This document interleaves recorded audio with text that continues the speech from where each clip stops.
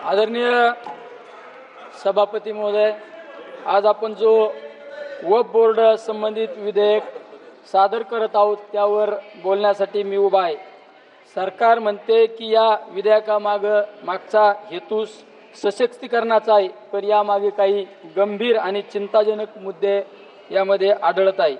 हे विधेयक पाहिल्यानंतर असे वाटते की वक्फ बोर्डाच्या मालमत्तावर नियंत्रण मिळवण्याचा प्रयत्न सुरू आहे की काय। सशक्तीकरणाच्या नावाखाली संस्थेला कमजोर करण्याचा धोका या ठिकाणी दिसतोय। सभापती महोदय, आपण सत्तेत आलो तेव्हा छत्रपती शिवराय महाराजांचे नाव घेतले, पण सत्ता मिळाल्यानंतर त्यांच्या विचारांना सोडून चाललो आहोत, हे दुर्दैव आहे। शिवराय हे तलवार चालवणारे फक्त योद्धे नव्हते, ते सर्व धर्मांना समान वागणूक देणारे, लोकशाही मूल्य जपणारे राजे होते। त्यांनी समाज, धर्म, पंथ, जात, भाषा न पाहता सगळ्यांना सोबत घेतलं। त्यांनी माणूस पाहिला आणि माणुसकीला जागवला। म्हणून मला आठवती ही लहानशी कविता, शिवरायांचा विचार, सर्व धर्मांना मान दिला, प्रत्येकाला सन्मान दिला, सर्व धर्मांना मान दिला, प्रत्येकाला सन्मान दिला, जातीपातीचा नको भेद, साऱ्यांना दिला एकच वेद, जातीपातीचा नको भेद, साऱ्यांना दिला एकच वेद, न्याय करूया धैर्य अपार, असाच होता शिवरायांचा विचार, न्याय करूया धैर्य अपार, असाच होता शिवरायांचा विचार। सभापती महोदय, या विधेयकात असं म्हटलं जातं की वक्फ बोर्ड सशक्त करायचं आहे, पण प्रत्यक्षात त्यांचे अधिकार सरकारकडे हस्तांतरित होत आहे। देशभरात वक्फ बोर्डाकडे सुमारे 9.4 लाख एकर जमीन आहे, त्याची अंदाजे किंमत 1.2 लाख कोटी रुपये आहे। प्रश्न इतकाच आहे, हे वक्फ बोर्डाचं सशक्तीकरण आहे की त्यावर ताबा मिळवण्याचा डाव। अध्यक्ष महोदय, मी या निमित्ताने काही ठोस मुद्दे मी आपणासमोर मांडत आहो। वक्फ बोर्डाचे अधिकार कमी न करता योग्य बदल करून त्यामध्ये सुसूत्रता आणण्याचा प्रयत्न करावे। सशक्तीकरणाच्या नावाखाली संस्थेचे स्वातंत्र्य हिरावू नये। संबंधित अल्पसंख्याक समाजाच्या भावना लक्षात घेता त्या समाजाचे प्रतिनिधित्व त्या बोर्डामध्ये पुरेशा संख्येने असावेत। हे लक्षात घ्या की मुस्लिम, पारसी, ख्रिश्चन, शीख, जैन, नवबौद्ध हे अल्पसंख्याक समाज केवळ सांस्कृतिक नव्हे तर राष्ट्रीय उभारणीचे भागीदार आहेत। सायरस पुनावाला पारसी समाजाचे ज्यावेळेस कोविडची महामारी आली त्यावेळेस त्यांनी कोविडची लस बनवून हजारो लोकांची जीव वाचवण्याचा प्रयत्न केला। त्याचबरोबरीने रतन टाटा, जी.आर. टाटा हे पारसी समाजाचे होते। सर्वाधिक CSRच्या माध्यमातून सामाजिक उपक्रम करण्याचं काम या परिवार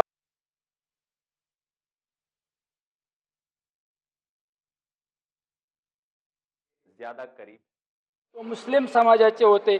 अजीम प्रेमजी विप्रो कंपनीचे मालक आणि त्यांनी सर्वाधिक CSR सामाजिक कामासाठी खर्च केलेला आहे।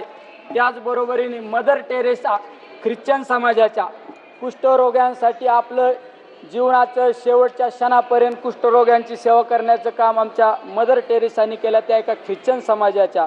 शहीद भगतसिंग शीख समाजाचे, देशासाठी हसत हसत बलिदान देणारे आमचे भगतसिंग। आचार्य आनंद ऋषीजी महाराज यांच्या नावाने आमच्या जैन समाजाने आनंद ऋषीजी हॉस्पिटलच्या माध्यमातून अनेकांना जीवनदान देण्याचं काम त्या ठिकाणी केलं जात असतं। वक्फ बोर्डाच्या अध्यक्षाची पूर्वी लोकशाही पद्धतीने निवड होत होती, आता सरकार थेट नेमणूक करणार आहे। ही बाब संविधानाच्या विरोधात आहे। अध्यक्ष महोदय, वक्फ बोर्डावरील निर्णय आधी बोर्ड घेत असे, आता तो निर्णय एक सरकारी अधिकारी घेणार। याचा अर्थ सरकारचा हस्तक्षेप यामुळे वाढेल।